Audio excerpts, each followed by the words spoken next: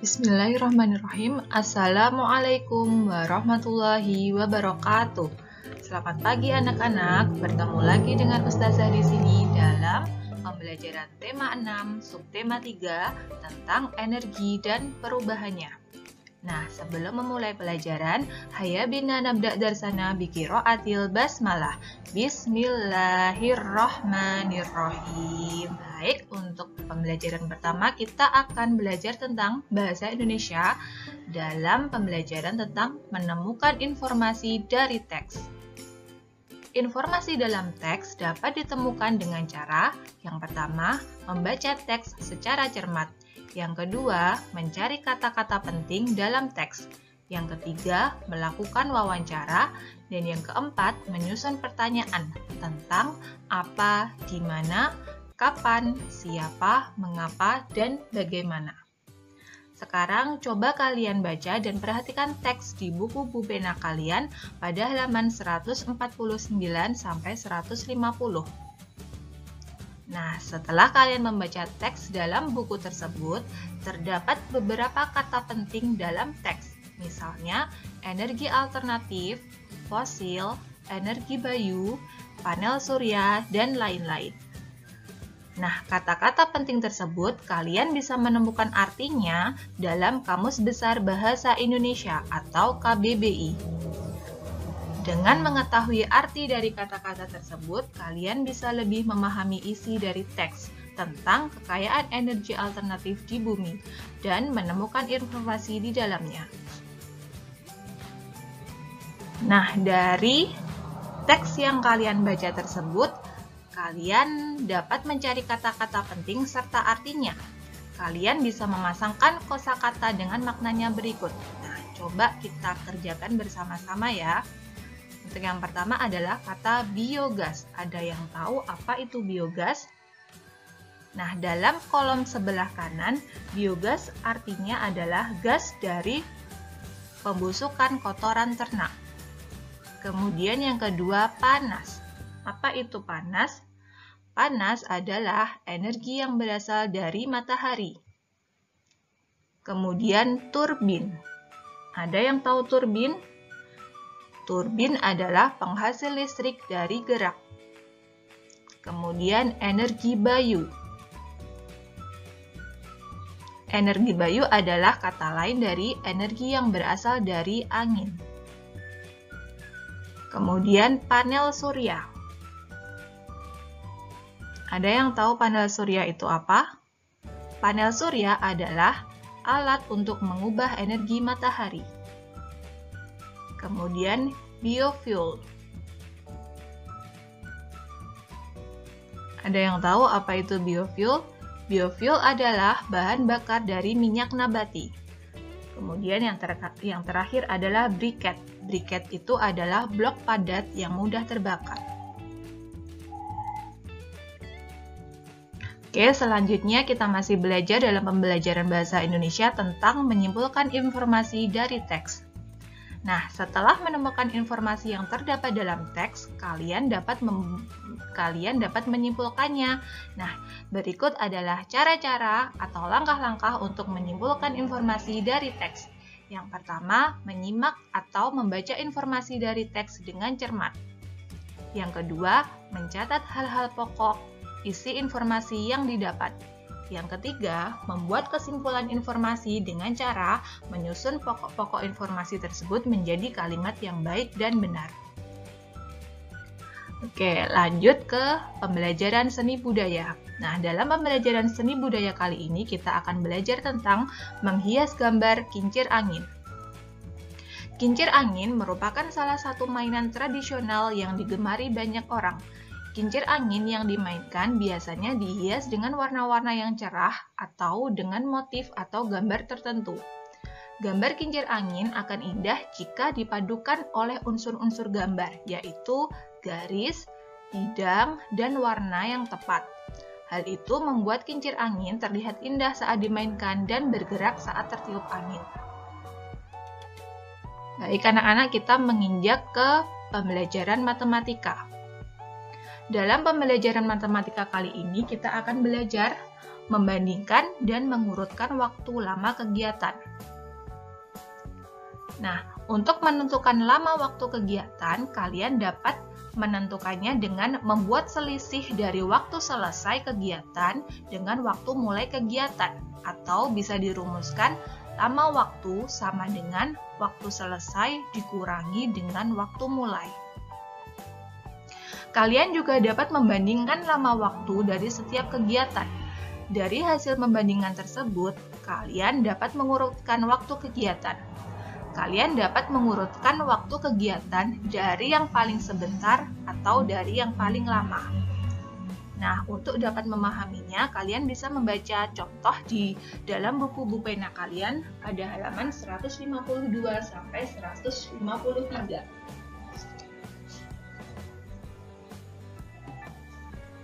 Coba kalian baca buku pena kalian. Nah, setelah kalian membaca dan memahami contohnya, mari bersama-sama kita mengerjakan soalnya dalam Ayo Berlatih berikut ini. Coba nomor 1 diperhatikan ya. Perhatikan kegiatan Benny di bawah ini. Kemudian lengkapi tabel yang tertera titik-titik yang berisi tentang lama kegiatan Benny dalam setiap kegiatannya. Yang pertama, kegiatannya adalah sarapan pagi. Nah, Benny sarapan pagi mulai pukul 06.00 dan waktu selesainya 06.15. Berarti lama kegiatannya berapa menit? Nah, untuk menentukan lama kegiatan, kalian dapat menggunakan rumus yang sudah Ustazah jelaskan pada materi sebelumnya, yaitu lama waktu sama dengan waktu selesai dikurangi dengan waktu mulai. Untuk menghitungnya, kalian bisa menyusunnya seperti pengurangan biasa. 06.15 dikurangi 06.00. Kalian bisa menyusunnya seperti pengurangan biasa. Syaratnya adalah yang posisinya adalah sebagai menit, kalian meluruskannya sebagai menit juga. Yang posisinya sebagai jam, kalian mengurutkannya sebagai jam juga. Kemudian, kalian bisa mengurangkannya. 06.15 dikurangi 06.00. 5 dikurangi 0 sama dengan 5. 1 dikurangi 0 sama dengan 1. Titiknya tetap pada posisi yang lurus. Kemudian 6 dikurangi 6 sama dengan 0, 0 dikurangi 0 sama dengan 0. Jadi, menghasilkan 00.15. 00 di sini posisinya sebagai jam. Karena 0 dan 0 maka tidak ada atau tidak bernilai jamnya. Kemudian, yang posisi setelah titik adalah 15. Jadi, 15 ini adalah sebagai menit. Jadi, lama kegiatannya adalah 15 menit. Oke, dari sini kalian sudah mulai paham. Oke, untuk lebih memahaminya, coba kalian perhatikan kegiatan Benny yang nomor 2. Kegiatannya adalah perjalanan dari rumah ke sekolah Benny dengan naik angkutan kota. Waktu mulai atau waktu berangkat Benny adalah pukul 06.30. Kemudian sampainya atau waktu selesainya adalah pukul 06.50. Untuk menentukan lama waktu kegiatannya, kalian bisa menggunakan cara bersusun seperti yang contoh nomor 1. Oke, kita coba bersama-sama. 06.50 dikurangi 06.30. Yang posisi menit diluruskan menit, posisi jam diluruskan jam. 0 dikurangi 0 sama dengan 0. 5 dikurangi 3 sama dengan 2. Titiknya harus lurus. Kemudian 6 dikurangi 6 sama dengan 0. 0 dikurangi 0 sama dengan 0. Sehingga menghasilkan 00.20. Sehingga yang kita gunakan untuk menentukan lama kegiatan adalah satuan menitnya, yaitu 20 menit. Nah, dari dua contoh kegiatan ini untuk menentukan lama kegiatan mungkin kalian sudah paham. Coba kalian kerjakan nomor 3, 4, dan 5. Kalian bisa mencobanya sendiri. Oke, Menginjak ke materi selanjutnya masih di pembelajaran matematika, yaitu menentukan waktu sebelum dan waktu sesudah dalam suatu kegiatan. Perhatikan persamaan berikut ini. Waktu sebelum, rumusnya adalah, untuk menentukan waktu sebelum, rumusnya adalah waktu sesudah dikurangi lama waktu. Nah, bagaimana untuk menentukan waktu sesudah? Waktu sesudah dirumuskan dengan waktu mulai ditambah dengan lama waktu. Saat menghitung waktu sebelum dan waktu sesudah, kalian juga harus memperhatikan hubungan antar satuan waktu berikut ini. Nah, jadi dalam satuan waktu itu ada konversinya atau bisa diubah ke satuan yang lain. Misalkan, 1 minggu sama dengan 7 hari, 1 bulan sama dengan 30 hari, 1 bulan sama dengan 4 minggu, 1 tahun sama dengan 12 bulan, 1 tahun sama dengan 52 minggu, atau 1 tahun sama dengan 365 hari. Di sini ada catatan atau kasus khusus tertentu. Jumlah hari dalam 1 bulan biasanya adalah 30 hari atau 31 hari. Nah, khusus pada bulan Februari, banyak harinya adalah 29 atau 28 hari. Untuk lebih memahaminya, silahkan kalian perhatikan contoh di buku Bubena kalian halaman 159-160.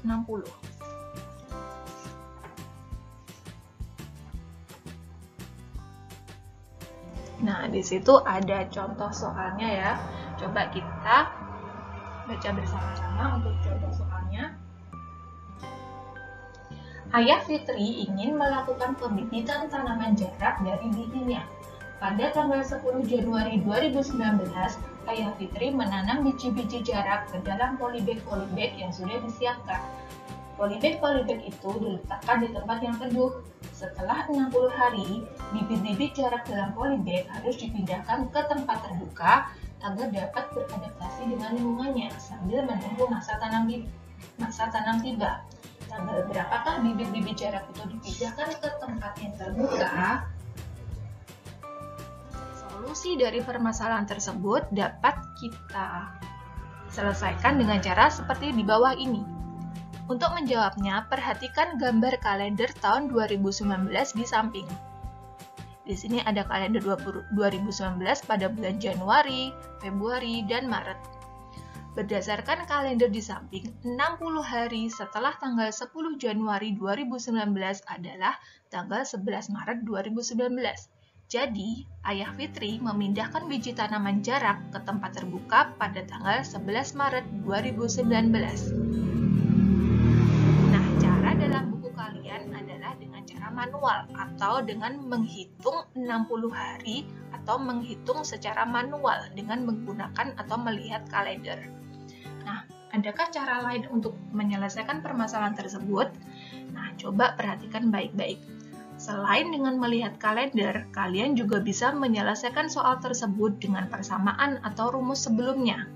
Jadi, seperti rumus sebelumnya yang sudah kalian baca, waktu sesudah ditentukan dengan rumus waktu mulai ditambah dengan lama waktu.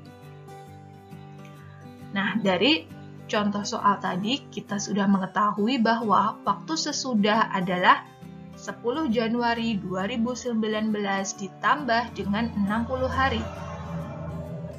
Sehingga jika pada tanggal 10 Januari, pada tanggalnya ini kita tambahkan dengan 60 hari, maka 10 ditambah 60. Sehingga waktu sesudah adalah tanggal 70 Januari 2019. Nah, karena tanggal 70 itu tidak ada, maka harus dikurangkan dengan jumlah hari pada bulan setelah Januari, yaitu pada bulan Februari 2019. Nah, bulan Februari pada tahun 2019 ini berjumlah 28 hari. Sehingga dari 70 Januari tadi dikurangkan dengan jumlah tanggal pada bulan Februari, yaitu 28.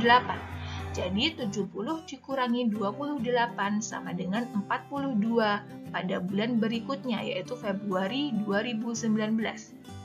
Nah, tapi kan tanggal 42 Februari juga tidak ada, maka harus dikurangkan lagi dengan jumlah hari pada bulan berikutnya, yaitu bulan Maret 2019. Bulan Maret terdapat 31 hari. Jadi dari 42 Februari tadi dikurangkan lagi dengan jumlah hari pada bulan Maret, yaitu 31. Jadi 42 dikurangi 31 sama dengan 11. Nah, 11 Maret 2019. Jadi jawaban akhirnya adalah 19 Maret 2019, sama dengan cara manual yang menggunakan kalender. Oke, lanjut ke materi selanjutnya, menentukan waktu sebelum dan sesudah waktu tertentu. Perhatikan contoh soal berikut. 15 menit yang lalu, Ibu selesai menggoreng singkong.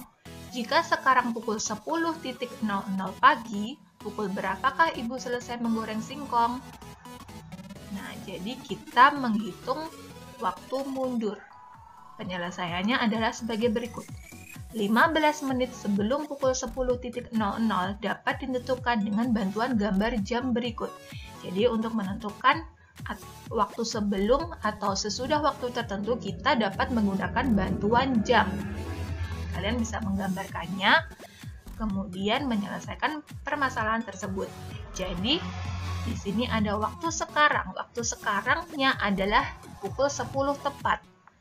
Kemudian untuk menghitung mundur 15 menit yang lalu, maka harus dikurangkan dengan 15 menit yang lalu dari jarum jam 12. Jadi setiap melompati satu angka, maka itu artinya dia melompati 5 menit. Jadi untuk menentukan 15 menit sebelumnya, jadi dari jarum 12 kita mundur sebanyak 3 angka atau lompat sebanyak 3 angka yang artinya adalah 15 menit sebelumnya. Sehingga ditemukan bahwa 15 menit yang lalu sebelum pukul 10 adalah pukul 9 lebih 45 menit. Jadi dapat disimpulkan dari permasalahan tadi, Ibu selesai menggoreng singkong pukul 09.45. Setiap jarum menit telah meloncati satu angka, berarti telah melewati 5 menit. Jadi, jika 15 menit, maka jarum menit akan meloncati 3 angka, sehingga jarum menit akan berhenti pada angka 9. Artinya, waktu selesainya adalah pukul 09.45. Selanjutnya, masih berkaitan dengan waktu, kita akan belajar tentang soal cerita yang berkaitan dengan waktu sebelum dan sesudah dengan waktu yang telah ditentukan. Perhatikan contoh berikut ini. Kakak Jonas menanam biji kacang hijau dengan media tumbuh kapas basah. Biji kacang hijau tersebut akan mulai tumbuh dan berkecambah setelah 5 hari ditanam. Jika kakak menanam biji kacang hijau pada hari Rabu, maka apakah kacang hijau yang kakak tanam mulai berkecambah? Nah, penyelesaiannya adalah waktu mulainya adalah pada hari Rabu. Kemudian loncat 5 hari setelah hari Rabu. Jadi Rabu, kemudian loncat ke Kamis sehingga dia sudah melewati 1 hari. Dari Kamis ke Jumat berarti dia melewati 2 hari. Dan setelah itu Sabtu, Minggu, sampai Senin. Dia sudah meloncati 5 hari. Nah, 5 hari sesudah Rabu adalah hari Senin. Jadi, kacang hijau yang kakak tanam mulai berkecambah pada hari Senin. Oke, menginjak ke materi berikutnya yaitu PPKN. Dalam pembelajaran PPKN kali ini, kita akan belajar tentang hak dan kewajiban menjaga ketersediaan energi. Apa aja sih kewajiban dan hak kita setelah kita menjaga ketersediaan energi kita di bumi? Nah, kewajiban dalam menjaga ketersediaan energi adalah yang pertama, menggunakan energi sesuai kebutuhan. Kemudian yang kedua, menggunakan energi alternatif yang ramah lingkungan. Setelah kita melakukan kewajiban kita dalam menjaga ketersediaan energi, kita dapat memperoleh hak kita. Yang pertama adalah menggunakan suatu energi tertentu. Yang kedua, memperoleh alternatif energi atau energi pengganti. Kemudian yang ketiga, mendapatkan kesempatan yang sama untuk dapat menggunakan suatu energi. Oke, selanjutnya kita akan belajar kewajiban menjaga kebersihan lingkungan. Kita semua memiliki tanggung jawab yang sama untuk menjaga lingkungan agar tetap bersih dan asri. Salah satu hal yang dapat kita lakukan adalah mengurangi sampah. Nah, berikut adalah beberapa tindakan untuk mengurangi sampah. Yang pertama, mengubah tempurung kelapa menjadi briket yang dapat digunakan sebagai bahan pembakaran yang ramah lingkungan. Yang kedua, menggunakan tas belanja untuk mengurangi penggunaan kantong plastik saat berbelanja. Yang ketiga, menggunakan tempat minum pribadi untuk mengurangi penggunaan kemasan botol plastik air mineral. Nah, ketiga hal tersebut adalah beberapa contoh saja untuk menjaga kebersihan lingkungan yang bebas sampah. Baik anak-anak, tadi adalah beberapa materi yang terdapat pada tema 6 subtema 3. Setelah kalian belajar beberapa materi tersebut, kalian mendapatkan tugas di rumah, yaitu yang pertama, mengerjakan Ayo Berlatih Muatan Matematika halaman 153 sampai 154. Tugas yang kedua, mengerjakan Ayo Berlatih Muatan Bahasa Indonesia halaman 163 sampai 164. Baik, cukup sekian pembelajaran hari ini dari Ustazah. Kurang lebihnya mohon maaf. Baik, kita tutup dengan membaca bacaan hamdalah bersama. Alhamdulillahirabbil alamin. Wassalamualaikum warahmatullahi wabarakatuh.